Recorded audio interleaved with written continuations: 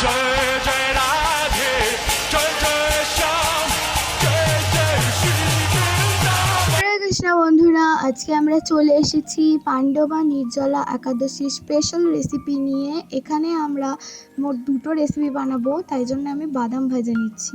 তো বাদামটা ভেজে এখন আমরা তুলে নেব। আমরা মেনলি এখানে বানাবো সাবু এবং আলুর দম। তো দেখো, এখানে আলুর দম বানানোর জন্য সানফ্লাওয়ার তেল নিয়ে নিয়েছি এবং আলুর দমের আলুগুলোকে ভালোভাবে ভেজে নেব আমরা এখন। তো যতক্ষণ না ভাজা হচ্ছে ততক্ষণ আমি এইভাবে আলুগুলোকে নাড়তে থাকবো, তোমরা দেখতে পাচ্ছ এখন। সো ভিডিওটা ভালো লাগলে please like, share and subscribe করে দেবে চ্যানেলটাকে।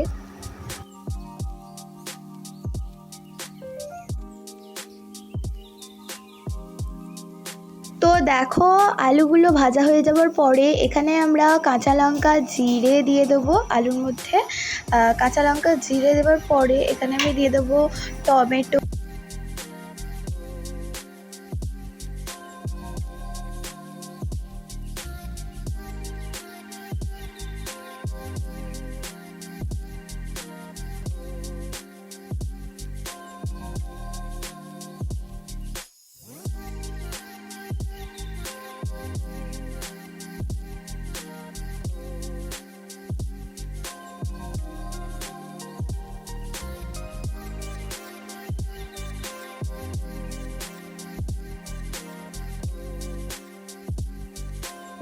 তো দেখো এখানে আমরা এখন আদা দিয়ে দিচ্ছি।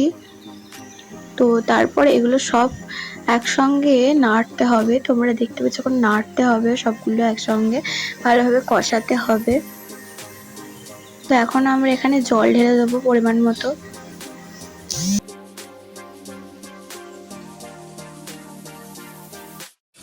তো আমাদের আলুর দম এখন রেডি হয়ে গেছে, তোমরা দেখতে পাচ্ছ খুবই সুন্দর দেখতে লাগছে আজকের আলুর দমটা। তো কড়াটা ধুয়ে আমি আবার কড়ার মধ্যে সানফ্লাওয়ার তেল দিয়ে দিচ্ছি এবং তেলটা যতক্ষণ না গরম হচ্ছে ততক্ষণ আমি একটু ওয়েট করব। তো তেলটা গরম হয়ে যাওয়ার পরে আমি এখন তেলের মধ্যে সাবুর জন্যে যে আলুটা কেটে রেখেছিলাম সেই আলুটা আমি এখন ভাজতে দিয়ে দেবো। তো আলুটা এখন আমি ভেজে নিচ্ছি ভালো।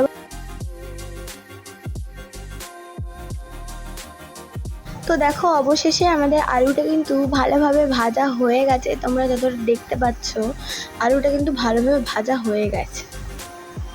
তো এবার আমি ভাজা আলুর মধ্যে টুকরো করে রাখা লঙ্কা দিয়ে দেবো এবং কিছুটা জিরে, তারপরে টমেটো দিয়ে দেবো এবং কারি পাতা দিয়ে দেবো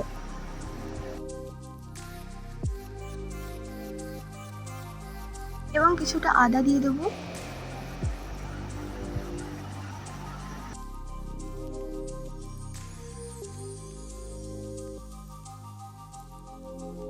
এবং যাতে টমেটোগুলো এবং আলুটা সেদ্ধ হয়ে যায় তার জন্যে একটু অল্প পরিমাণ লবণ দিয়ে দেবো, তোমরা দেখতেই পাচ্ছ লবণ দিয়ে দিয়েছি এর মধ্যে।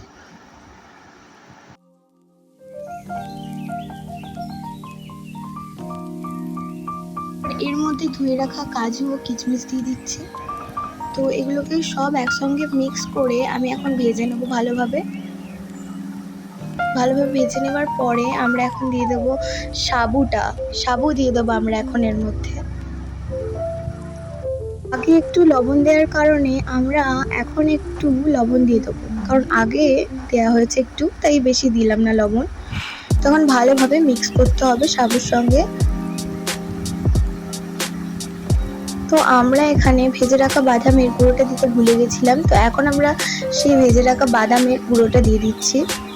আর এখন ভালো করে আমাদের মিক্স করতে হবে। মিক্স হয়ে গেলেই কিন্তু আমাদের সাবু রেডি হয়ে গেছে। তো চলো, আমি এখন কড়াইটা বন্ধ করে দিচ্ছি। তো এখন আমরা ভগবানের প্রসাদের জন্য থালিটা রেডি করে নিচ্ছি। তো আমরা এখন এক গ্লাস জল এবং আলুর দমটা রেডি করে নেব, তোমরা দেখতে পাচ্ছ সব কিছুই এখন আমরা রেডি করে নেব। তো আমি এটা আলুর দমটা ঢালছিলাম। তো এবার পুরোপুরিভাবে রেডি হয়ে যাবে আমাদের প্রসাদ কিছুক্ষণের মধ্যে। তো দেখো, এখানে কিন্তু আমি সব কিছু নিয়ে রেডি করে নিয়েছি এবং ভগবানকে প্রসাদ দেখাতে চলে এসেছি। বাই।